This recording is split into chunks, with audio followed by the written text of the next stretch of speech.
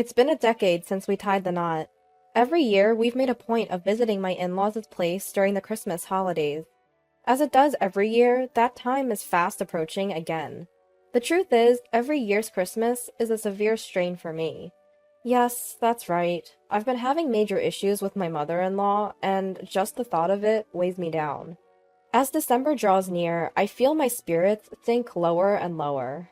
Every year, I rack my brains, wondering if there isn't some way out of this. My name is Lisa.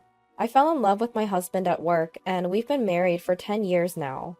I knew my mother-in-law was a bit of a busybody when we went to announce our engagement, but I never thought things would come to this.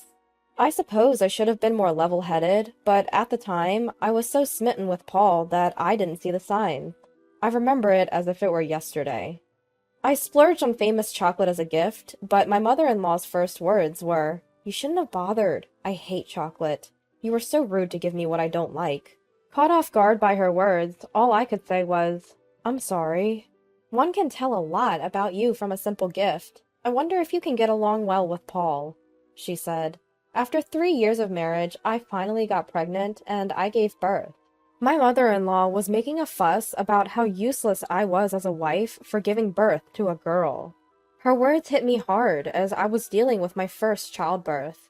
And since then, problems with my mother-in-law only got worse. "Lisa, why didn't you give birth to a boy who will be the heir? We don't need a girl. Please give birth to a boy. If you can't do that, you're disqualified as a wife." Paul should have married a younger wife. A wife older than her husband is the worst. My mother-in-law would say things like that without considering my feelings. Of course, I talked to Paul about it, but he had no intention of defending me. "Don't take everything she says so seriously," he would say, which was just horrible. Each time, I would confide in Sarah, my sister-in-law. I've been getting along well with her since the first time I was dating Paul. And since I'm an only child, I saw her like a real sister. But my mother-in-law would call me every day asking if I had a child yet. I couldn't stand being treated as if my daughter was unwanted. And then my mother-in-law started asking me to send her money behind Paul's back because she was having a hard time. I couldn't ignore the fact that my mother-in-law was in trouble. And then, 2 years after the birth of my daughter, I was blessed with a second child. I thought that if it was a boy this time, I wouldn't be criticized, and I was on tender hooks until I found out the sex of the baby. But when I went for a checkup, the doctor told me it was a girl, and I was at a loss for words. And so began the phone onslaught from my mother-in-law again. "Lisa, don't you know the sex of the baby yet?" "I'm sorry, I don't know yet." "Modern hospitals should be able to tell. There's no way they can't." "I'll let you know as soon as I find out." "I don't want another girl. Sorry." I was so upset and complained to my sister-in-law. And so I gave birth without revealing the sex of the baby. When they told me, "Congratulations, it's a girl," I could only imagine my mother-in-law's demonic face, and all I could do was laugh. And my mother-in-law never once showed up at the hospital. But it was all the better for me. My mother lives 20 minutes away by car, and I had left my older child with her for the birth. My mother brought my daughter to the hospital, and we were happy to have a new family member without anyone complaining. I went back to my parents' house with my mother and my older child for a month. The month I spent relaxing with my mother at home was a time of nostalgia and relief. And when my younger child's 1-month checkup was over, I returned home, but I hadn't heard a thing from my mother-in-law. And then, several months passed, and the usual Christmas holidays were upon us. I was spending every day with a heavy heart, but I couldn't avoid it, and I thought she might be in a better mood once she saw her grandchildren. So I decided to bring a famous cake this time. And on the day, Paul drove us to our usual steak restaurant. As I wondered what would be said, my heart was pounding. When we entered the reserved private room, my in-laws were already there. Despite her grumpy demeanor, the arrival of my brother-in-law and his wife soon had the meal off to a lively start. Of course, the conversation turned to my younger child, and everyone was excited, but I noticed that my mother-in-law's face was tense. I sensed something was wrong and tried to change the subject when, "You can't even give birth to a boy? You're a useless wife! You're not part of this family!" My mother-in-law suddenly started saying terrible things, and then she deliberately knocked over the tea that was in front of her. "Oh, I'm sorry. If your daughter gets a burn on her face, no one will know she's a girl." Suddenly, I was overcome with rage. My mother-in-law despised me for not giving birth to a boy. During a meal with my in-laws, the moment my mother-in-law said, "What a complete letdown of a woman!" a plate suddenly flew from where my father-in-law was sitting. What are you doing?" I was just shocked. I couldn't believe the usually mild-mannered father-in-law would throw a plate. This time, it seemed like my father-in-law turned the table on mother-in-law, which I must admit felt good. Next, my father-in-law yelled, "Enough! What right do you have to say such things? The child born has no sin. The real letdown of a woman is you." "What are you talking about? Don't joke around. A wife who can't give birth to a boy is like garbage. Such an insolent woman." "What are you, who only gave birth to boys? I wanted a girl, but the child that was born has no sin. It doesn't matter if it's a girl or a boy." "There's no way it doesn't matter. Boy! Boy, boy, boy! Only boys have value. Worthless wife, worthless granddaughter, hopeless. See, you admit it, so you have nothing to say." I was holding back my tears, but at the moment when I was about to break down with a sound, "You! Enough already! Lisa has given birth to 2 children. What more do you want? They're not your children. You don't help raise them. You just demand a boy out of your own selfishness. If you want a boy that much, why don't you give birth yourself? Of course, that's impossible for an old woman like you." "Hey, stop it now. What you've been doing isn't just bullying. Even when you got an expensive chocolate, you said, 'I hate chocolate,' even though you can't afford to buy such a chocolate. When will you have a child? I don't need a girl. You're useless as a wife. Serve me. Send me money. Get a job and make money. You're getting carried away, you stupid-looking old woman." Then my brother-in-law clapped his hands, and after him, Paul also started clapping. Huh? What's going on? I didn't understand anything. "I'm a man, so I didn't get involved, but I'm surprised. My real mother is a professional daughter-in-law bully." "Huh? What are you talking about? I don't understand. Who's bullying daughter-in-law?" "You! There's no one else who would do that. I was almost abandoned by my beloved wife." "Huh?" "Men are insensitive and useless, brother. Absolutely. In comparison, women's intuition is terrifyingly accurate. You can't cheat." "Hey, what are you saying?"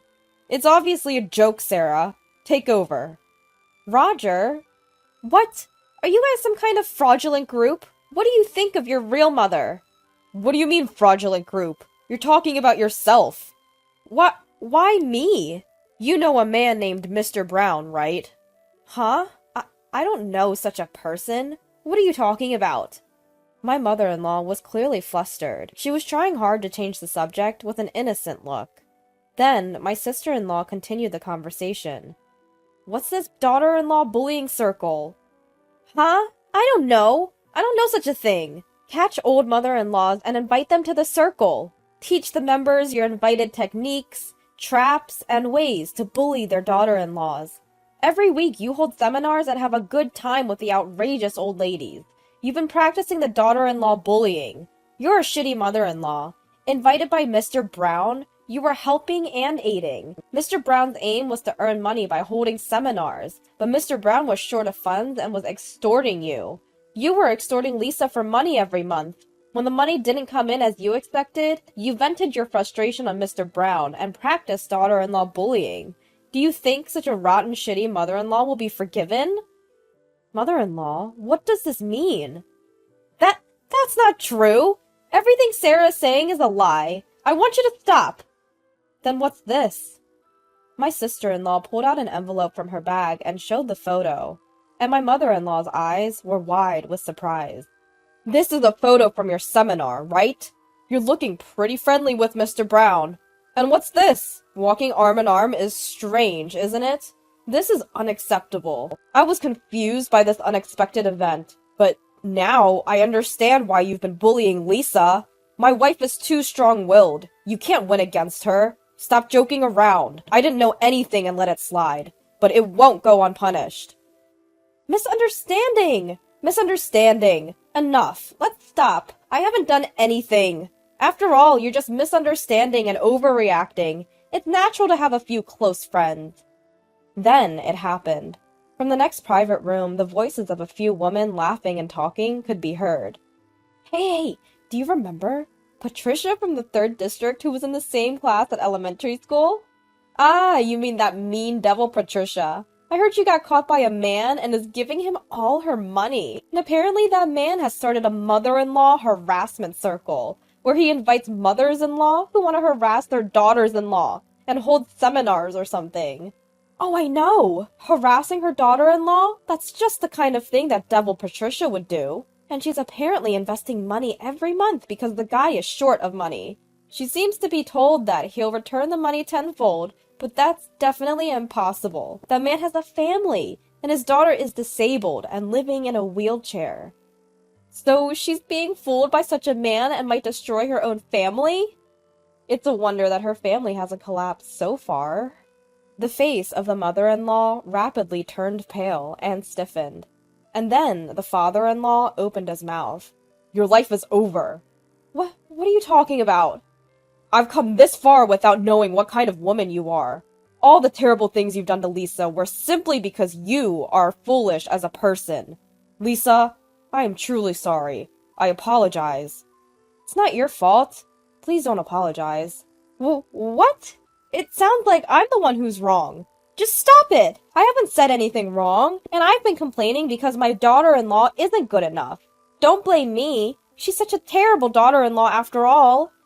The terrible daughter-in-law is you. You got married, hiding everything from me, then demanded money from the kids when they became independent and give it to other men. You are a scammer, aren't you?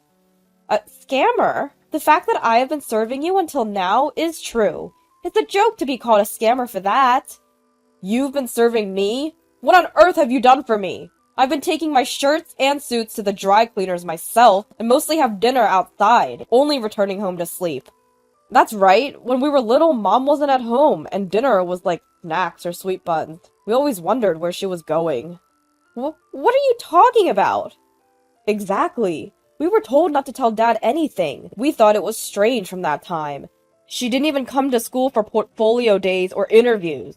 When I was taking high school entrance exams, the only person who helped me was my teacher. I was in trouble because I didn't know which school to go to. I was moved when I ate good, homemade food for the first time after getting married. Supermarket side dishes were a luxury.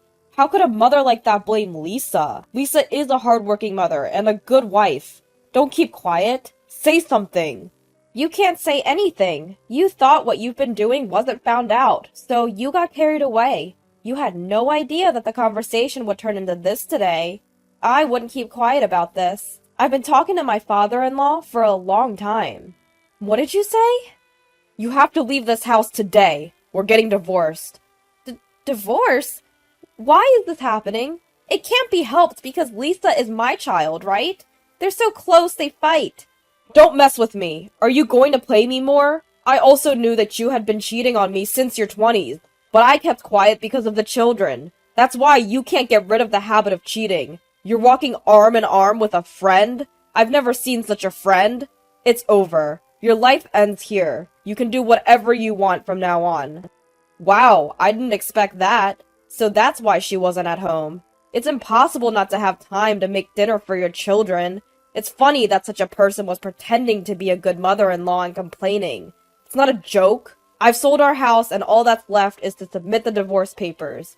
I've been fooled for a long time. Now I can live my own life, properly. You sold the house? What are you doing without my permission? I won't get divorced. No matter what you say, it's too late. I don't think I'll ever see you again. If you have any complaints, please contact my lawyer. Huh? What will happen to me from now on? I don't have a house. I don't have any money. How am I supposed to live? Why are you taking away my happiness at this age? You're the one who kept taking away Lisa's happiness. Before, you took it from me too. It's just that it's come back to you. Please rethink. I admit I was wrong, but please don't divorce me. Don't make me laugh at this point. It's decided. You have to leave the house tomorrow. I've warned you. The divorce is decided, so I'll go home now. Me too. My father-in-law had been pretending not to know about my mother-in-law's cheating habits since long ago. Thinking about my father-in-law's feelings made my heart ache. I can't imagine how much he loves his children. And finding out that he had been planning this divorce all along, I felt a bit relieved. I wanted my gentle father-in-law to lead a free life. I had always thought that when I saw my in-laws. Age has no bearing on life's choices, because my father-in-law should have a life of his own, and I was filled with gratitude towards my sister-in-law who helped me. I never thought she would consider so much for me. It made me realize once again how wonderful a family can be. I wanted to have a good relationship with my father-in-law in the future, so I wished to live with him. And I wanted him to interact with my daughter, his grandchild, who he hasn't seen much until now. It's a family restart from this age, but I want to make it the best life. When my father-in-law called me Lisa, I truly felt like we were family.